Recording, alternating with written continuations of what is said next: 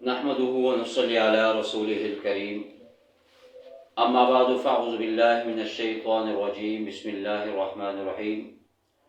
محترم سامعین ناظرین، السلام علیکم ورحمۃ اللہ وبرکاتہ۔ آج کی اس نشست کے اندر رمضان المبارک کے دوسرے عشرے کی دعا اور اسی طرح افطاری کے وقت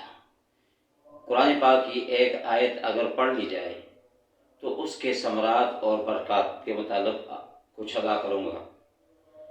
کہ رمضان المبارک الحمدللہ پہلا عشرہ مکمل ہونے والا ہے اور دوسرا عشرہ شروع ہونے والا ہے۔ تو دوسرا عشرہ اللہ کے پیغمبر صلی اللہ علیہ وسلم نے فرمایا کہ یہ مغفرت کا عشرہ ہے، کہ اس دوسرے عشرے کے اندر کہ یہ دعا پڑھ لی جائے،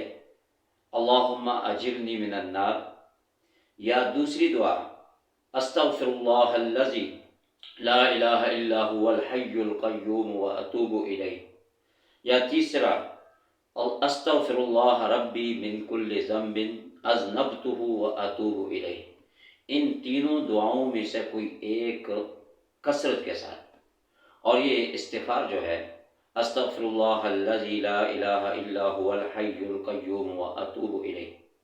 اس کو پڑھنا، آپ صلی اللہ علیہ وسلم نے فرمایا کہ جو شخص اس استغفار کو پڑھے گا اگرچہ اس کے گناہ سمندر کی جاگ کے برابر ہوں،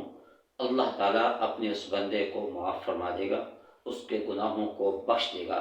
تو رمضان المبارک کا یہ دوسرا عشرہ جو شروع ہونے والا ہے، اس دوسرے عشرے کے اندر اس استغفار کی کثرت کی جائے اور اللہ تعالیٰ سے اپنے گناہوں کی معافی مانگی جائے۔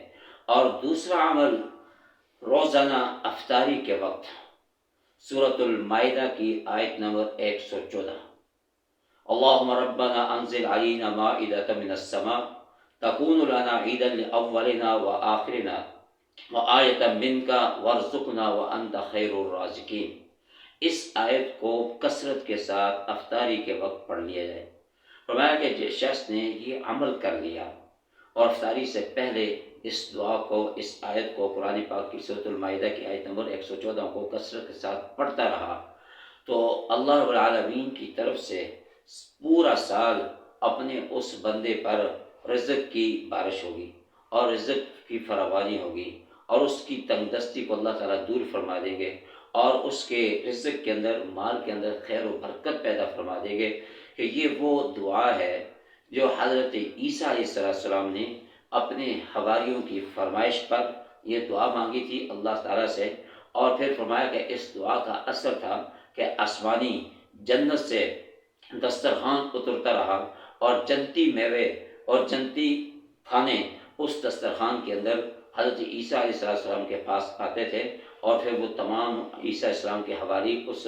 دسترخوان سے، جنتی دسترخوان سے کھایا کرتے تھے۔ تو یہ اللہ تعالیٰ کی طرف سے یہ بہت مفید آیت ہے کہ جس شخص نے بھی اس آیت کو پڑھا تو اللہ تعالیٰ اپنے غیب کے خزانوں سے اس کی مدد بھی فرماتے ہیں، اس کی نصرت بھی فرماتے ہیں، اور اس بندے کے رزق اور مال کے اندر خیر و برکت پیدا فرماتے ہیں۔ تو دعا فرمائیں کہ اللہ تعالیٰ ہم سب کو جو کچھ کہا سنا اس پر عمل کرنے کی توفیق عطا فرمائے۔ وآخر دعوانا ان الحمد للہ رب العالمین۔